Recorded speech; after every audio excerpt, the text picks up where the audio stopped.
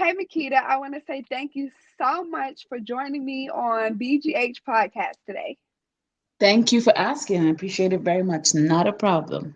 Of course, girl, of course. So, I just want to dive right into it. I want to talk about something that I feel like every woman on this planet struggles with, but Mm-hmm. unfortunately, we try to hide it and act like we don't. Mm. Or we find ourselves in a tennis match going back and forth with this. And so I want to talk about how to increase your confidence. But in order for you to increase confidence, you have to have confidence. So if you don't have confidence, then you need to listen to the previous podcast. But if you do, stay tuned because me and Keita, we're about to get into it and tell you how to increase your confidence. Let go. Let's get it. Let's So, go. Keita, do you have confidence? Yes, but I didn't always have confidence. This is like this yes is a recent solid yes. Talk about it. Talk about it. How recent are we talking? I'm gonna say probably within like the last, what are we in 2021 now? Yeah. I'm gonna give it like a year. Ooh, you fresh with your With confidence. yeah, like if we're talking real confidence, like the real shit, about a year. A year. Yep. Wait, hold up. What's the real shit? What's the difference between the real So confidence and the fake confidence? well, the one I had before that, which was people would probably would never think that I didn't have confidence based on how I carried myself, right? The front, the bold attitude, the I don't put water in my mouth to talk type of thing, but all of that, and I'm still struggling with confidence on the inside. Oh, you had your mask on. Oh, big time boo, decorated, glitter and everything. Ooh. Oh. Listen, I'm so glad that you said that because I feel like in our generation and in our culture, every woman on the gram got some form of fake confidence. Mm, say that again. Listen, I'm gonna be honest. If y'all don't know, your girl just got back on social media because when you're on Instagram, you always see what someone else has, what someone else is doing, and they make it look good. So you Mm-hmm. question yourself. Facts. Yep. But that's that fake confidence that we talking about. Mm-hmm. Because if we want to be truthful, if you 100% confident, you don't need that validation from Instagram. So all your moves aren't even being posted. Not even validation is like you could see someone having a lot and not be moved by it because you know where you stand, you know what you're about. Yes, having confidence in knowing that where someone else is doesn't detour where you are or where you're going. Big facts, yeah. Mm-hmm. Listen, listen. When it comes down to this confidence thing, I like to say I got a love hate relationship with it. I could see why. But listen, I ain't always have a love hate relationship. It was a hate hate. Mm, I didn't think that confidence existed for a girl like me. mm. And what I mean by that is a girl who had been through so much, a girl who had been through the death of her mother, who had been through sexual molestation by family members, who had been through, Ooh, touch it, touch it. listen, who had been through being put out on the street, having to live with her teacher, being in a domestic violence relationship. The list goes on and on. Your girl did not think that confidence existed for a girl like me. I felt like you either had to be born with it and keep it, Oh, you got to buy or it. you gotta buy it. Mm. Or like you said, well, I was gonna say you gotta fake it, but that's what happens when you buy it. Mm-hmm. Cause you're buying the clothes to make you feel like you're That's confident. all a part You're of the in mask. You're in the relationship because it looked good for the gram or for the YouTube, but at behind closed doors, there's no confidence. Mm. Hmm. So now, what I've come to realize when it comes down to increasing your confidence is that you know that question people always say, how do I get my confidence back? Girl, let that go. You don't want your confidence back. And this is what I talked about on the previous podcast. To get something back is to go backwards. Mm, And if your facts. goal is to grow, then you need to move forward. So the level of confidence that you once had is not going to be the same level of You never confidence had it that's going to exactly. carry you. It's new. So when it comes down to increasing your confidence, you got to be real. That means every time you grow in life, you're going to hit a point where you face a lack of confidence, which is normal. But the problem is, what do you do when you hit that? I ain't really feeling too confident right now. Mm. I ain't really loving this girl in the mirror. Like I keep seeing her scars and not her imperfections, and realizing that they are her perfections.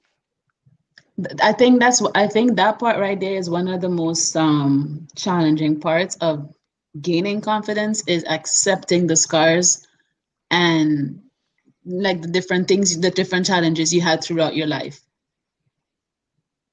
It's Yes. not everyone is able to look, okay, say for example, the list of things, and I know there's so much more that you can list that you mentioned. A lot of it I can relate to.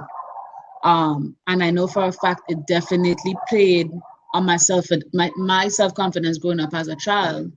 Um, for let's just say, for example, like my dad not being present, Mm, um, mm. me having this fairy tale story in my head where it's like, you know, I have an older sister and she's supposed to protect and save you from things, but I never had that relationship with her.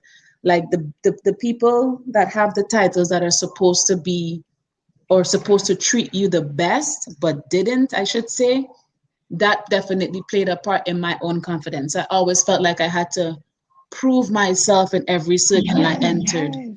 to feel like I belong or feel like I feel accepted. And once I passed that and this was my own thing in my head, initiation phase, it was like, okay, I could feel a little more confident in myself now because this group accept me. That one, you know, said good things to me or whatever the case is.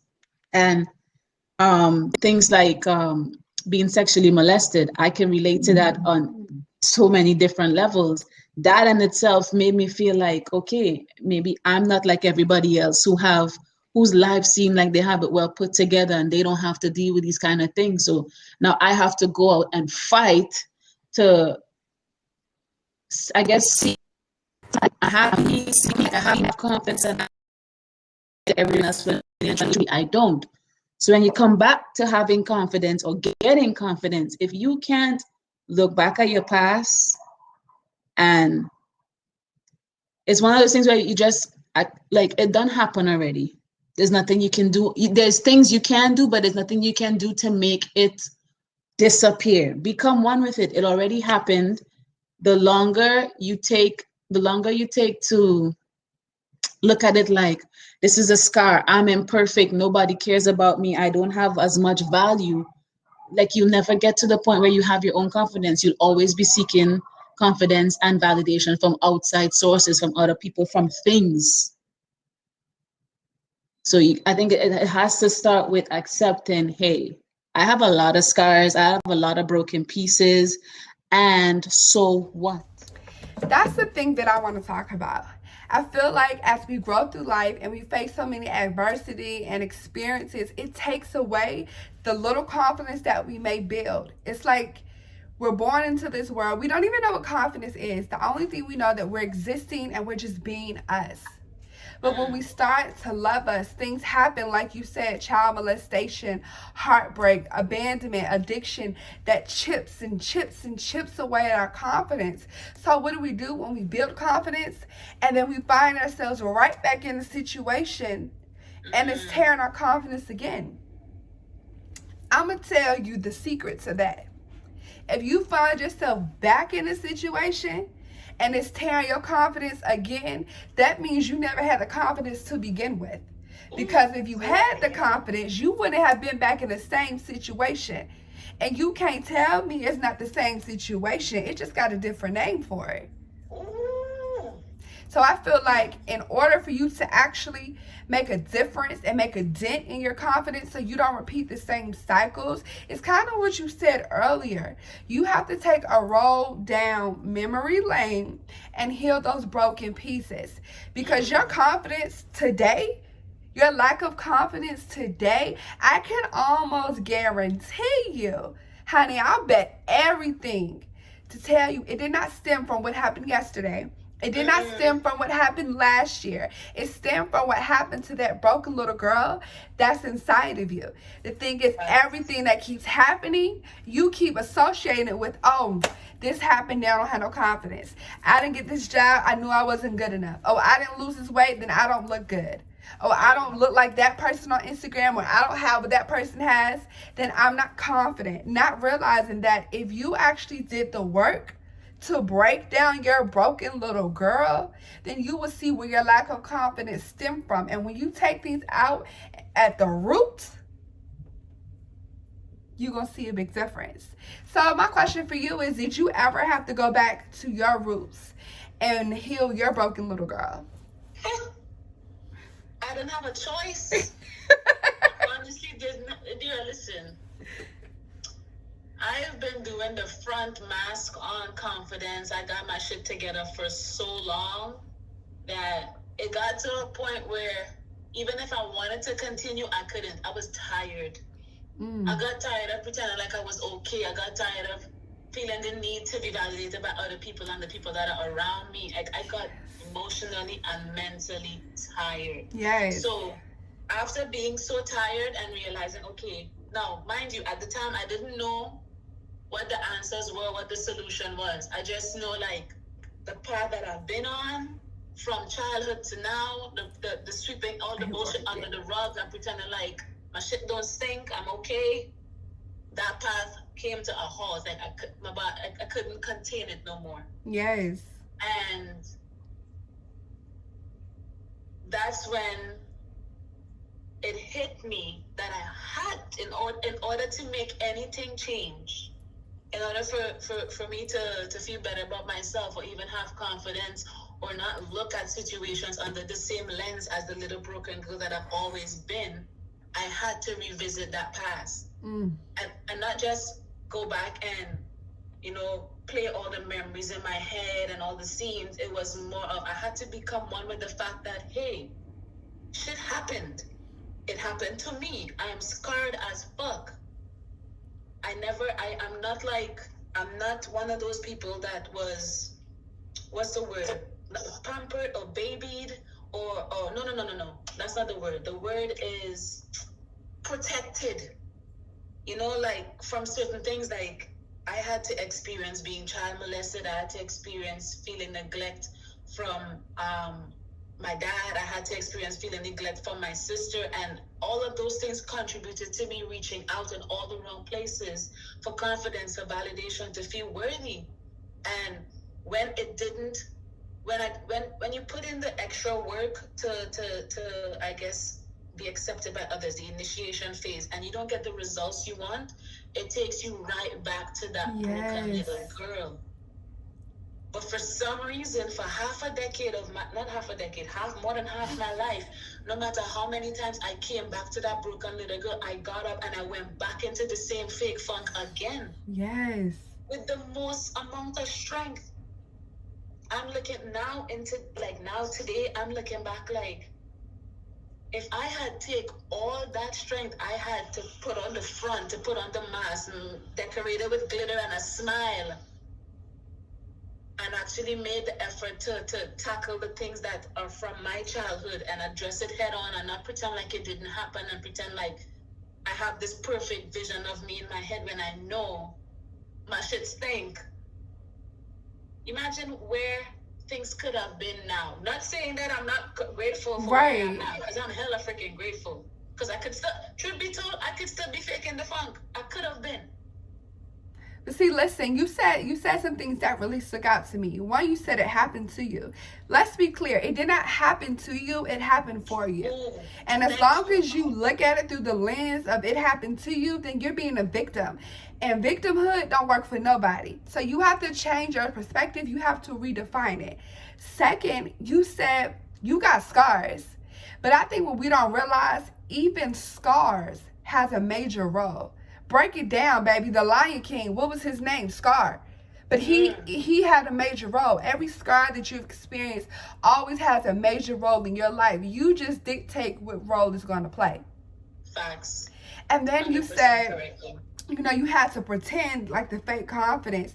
But I just feel like that is something that has been brought down to us generation after generation, and it's toxic. Yes. Within our culture, we always have to be the strong black woman, because if not, then we're labeled as the angry black woman, the crazy black woman. We can't speak up too much, we can't express ourselves, so we don't know where to freaking put our confidence. If our confidence is too high, then we think we're better than everyone. If our confidence is too low, then we're just a statistic. Like, where do we learn that it is okay to be us without the permission of someone else? And we have to stop masking our pain, masking our feelings, because the more we try to numb it, the more we try to drink it away, the more we try to smoke it away, the only thing that we're going to do is put ourselves in the same situation that we once were in when we were a younger little girl. Yeah. And that's the thing. That's how people get in marriages or relationships, and they're just like their father, because you never did the work for that. So the confidence, the very little bit of confidence you receive from your father, you're willing to accept it from another man if they can give you just a little bit more, not realizing that they're giving you the same thing that you got from your father.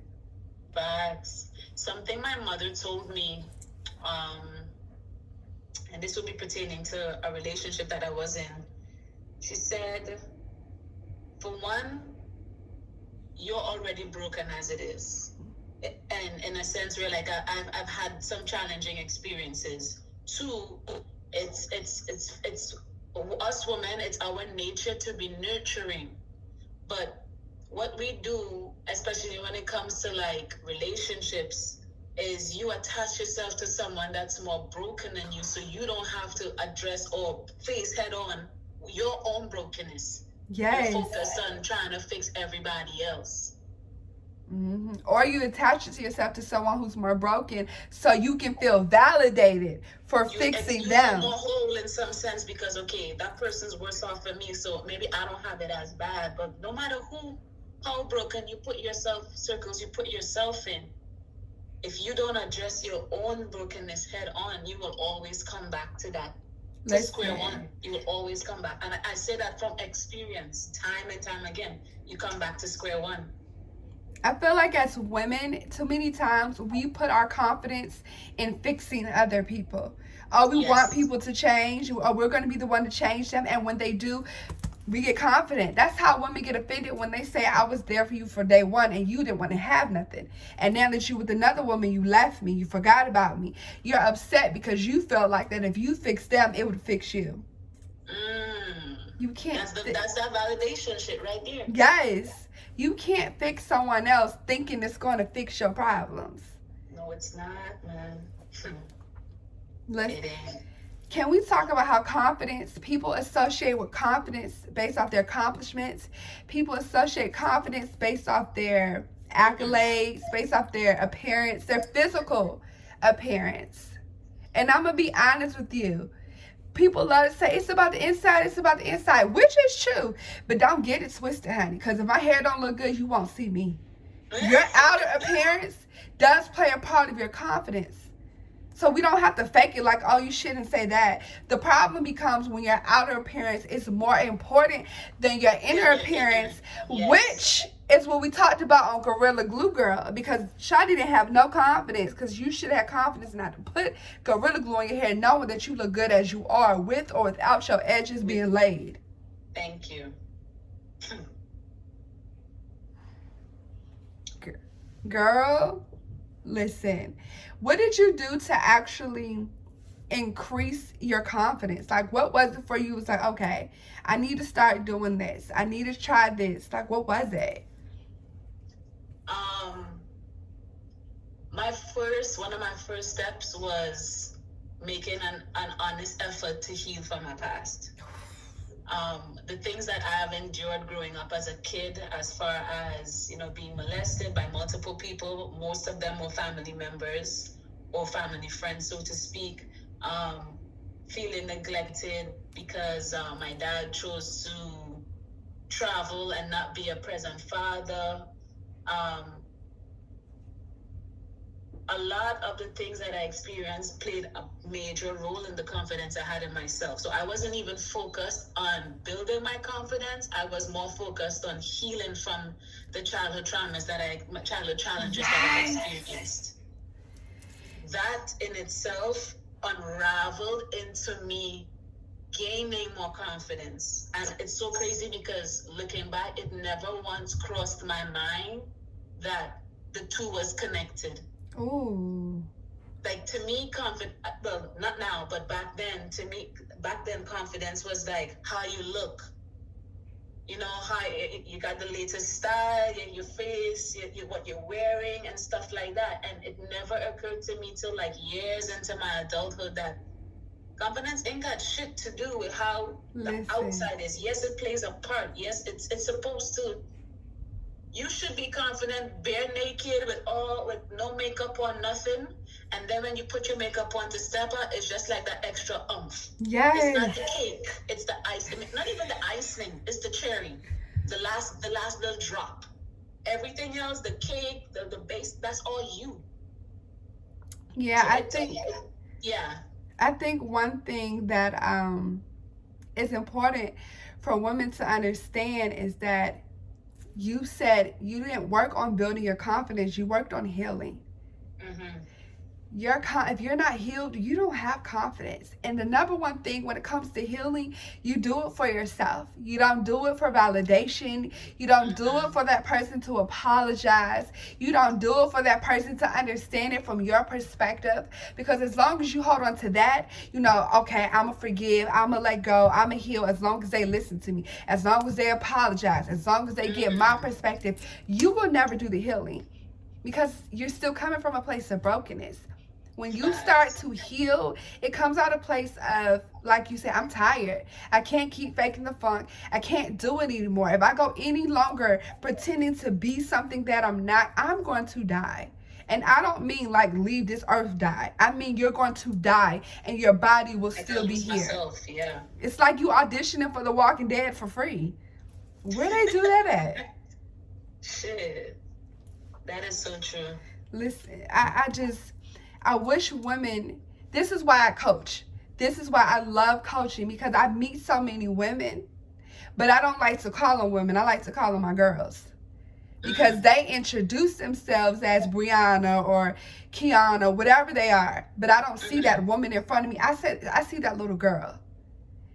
And if people understood that all you had to do was to address that little girl, help her, go back and grab her up and say, it's not your fault. It's okay. This doesn't define you. This doesn't break you. It's just a part of your pieces. Girl, that confidence about to come. I mean, listen, you're going to start believing in yourself in ways that you never thought it was possible. But I mean, let's be honest, that's just the first step. That's truthfully the first step in increasing your confidence. I feel like the second step to increasing your confidence is doing things that scare you shitless.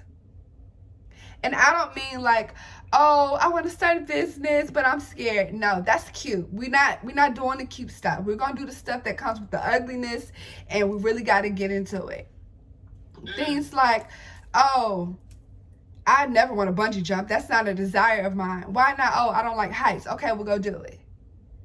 And I know it sounds crazy. Like, why would I go intentionally do something that I don't like? Because if you can intentionally go do something that you don't like and execute it, then what the hell is stopping you from doing something that you want to do? Facts.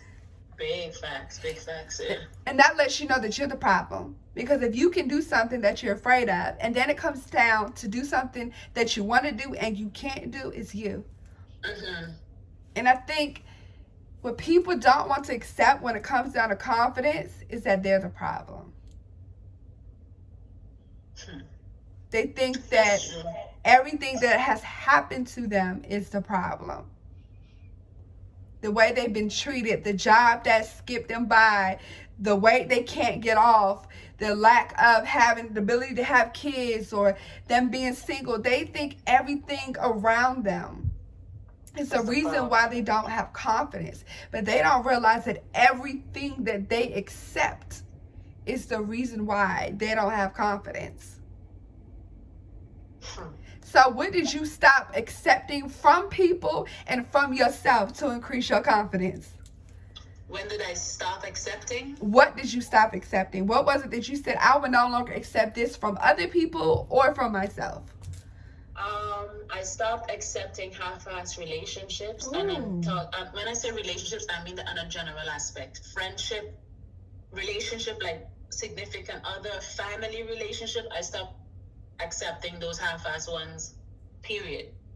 Doesn't matter who, what, how long we've known each other. Me and you carry the same blood. I don't care. What you mean by half-ass relationships? Let us know. So, as someone that has carried the glitter-looking mask of confidence before, I can't not lie. I can't not lie and say that any relationship or friendship I'd had during that time was actually for me. Because if I'm being honest with myself, I picked those relationships when I wasn't looking through a clear lens. Mm-hmm. That's when I was putting on a front. So when I started making changes to heal myself from my past challenges, from my childhood traumas and so forth, it was easy for me to see the relationship that actually benefited my life.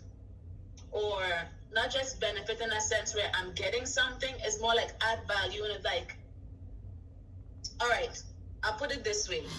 At one point, I had friends in different categories, and I'm pretty sure most females can relate to this. You have your friends that you call when it's time to go party and drink and smoke and all these different things. And then you have your friends that you call to gossip. Sometimes the party friends and the gossip friends are the same. But then there are the friends that you are completely honest and open with, and you could sit down and communicate, and they will tell you straight, okay, you need to do XYZ, or they might even pray for you. Like, you got to pick the relationships that benefit you as you make the changes you need for yourself. So not to shame anybody's habits of life, because I was once that person that always smoking and drinking and so forth. When that was no longer a priority for me, it was no longer an interest. I had to separate myself from those half-assed relationships, because that was all they were there for. The minute I stopped smoking, the minute I stopped drinking consistently, I didn't know what kind of relationship to have with these people. There was nothing else. So the ones that I'm still close with, or the ones that I've built now, is based on the person I'm working towards to become, because it aligns. I mean, don't get me wrong, I still talk to some of my friends that partake in different activities, and I'm not judging, but if we didn't really have a deep relationship where we gave into each other, like I poured into you, you poured into me. When we remove all the partying and the drinking and the smoking and the picking dudes on rotation and all of that shit, what else do we have to maintain our friendship? So increasing your confidence came with increasing your environment. Yes. Say it again, baby, because let me tell you something. I'm not about to be hanging with no freaking minimum, no offense, but I'm not about to be hanging with minimum wage people getting advice on how to be a millionaire, expecting me to be a millionaire, when I can hang with millionaires, get advice, and receive that. So if I'm hanging with people who don't have confidence and who's sitting right here numbing their pain with me, to get it. Exactly. It's like, remember when we were talking about not gonna call no names, but it's like, you're gonna take marriage advice for somebody who's single? Right. Right. That part. How does that work? That part. Like, when you want to increase your confidence, you have to work on your broken little girl. You have to accept responsibility, but you definitely got to change your environment. Like, that's not optional. That's really not. And I will say this. I think this is one of, at least for me, is a very important point. It's not easy to make a decision, to make change. It's not easy following those steps. And a lot of times during the process, when we hit a milestone or it becomes challenging, we give up because we expect from ourselves to figure it out. And when we don't, it's like, shit, I can't do this. A lot of the times before I was, so right now, I would say that I am alone, but I still feel fulfilled because I don't have as much friends per se. At one point, I considered that loneliness because there was a need. No, not a need. There was a yearning feeling for it. And what helped me with that was constantly keeping an open relationship with God and praying. Yes. I know a lot of people that have like drinking addiction, smoking addiction, and they go through hell and back trying to stop. And I'm not saying this to toot my own horn, but I literally had to pray and ask God, give me the strength not to cave. Granted, I did backslide 1 or 2 times. I'm not going to front. When I made the decision to stop doing certain things, I did backslide. But looking back, it's like, I know I couldn't do it by myself. I made a conscious decision for change, and I leaned on Him for the sense of direction and strength. So I would definitely put prayer in there 100%. I think we as women have a way of masking our confidence or the reality of what it is, because like you said, you go through it alone, and that's the reason why I created BGH gang therapy on the go, so women can stop being alone, so women can have that space to be like, girl, my confidence on a zero right now, somebody help me because I'm about to backslide to my ex, help me now. Listen, you need that. It is so important for women to have that space, because I feel like within our culture, the only thing that we do is tear each other down. It's always about the next woman on top, and we can't keep moving like that. It doesn't get us far at all. I think for me, and I need women to hear this, is that the scariest way and one of the biggest way that people mask their insecurities, their low self-esteem, their self-worth is with their smile. I was infamous for that. People can always tell you, I never knew that you were going through something, or that you were upset with me, or that you had a problem, because you're always smiling. And I made that my excuse to, well, if I smile, it can't get to me. If I smile, it can't break me. If I'm optimistic, it can't define me. Yes, it can. It's going to creep right back up. And you see it in the way that you respond. You see it in the way that you act. You see it in your goals. You see it in your aspirations. But most importantly, you see it in the way that you believe yourself. So if you're questioning, do you have confidence? All I'm going to ask you is, how do you treat other people? Because how you treat other people is a reflection of how you value yourself. I'll be honest. I suffered tremendously with being in an abusive relationship. I was in an abusive relationship for 2 years. It was, whew. If you ain't read my blog, you need to go read it. But I can remember battling with myself, because I kept feeling like, I know I'm not this woman. I know I'm not the girl who tolerates this. I don't get down like that. Why am I accepting this? And I can never figure out the answer of why I stayed in an abusive relationship for so long. And I'm going to be honest with you, sis. Your girl didn't even have the strength to leave herself. The only reason why I got out of it is because he did something that got him in jail. But if it wasn't for that, there's no telling where I would be, because I didn't have enough confidence within myself to know that I deserved better.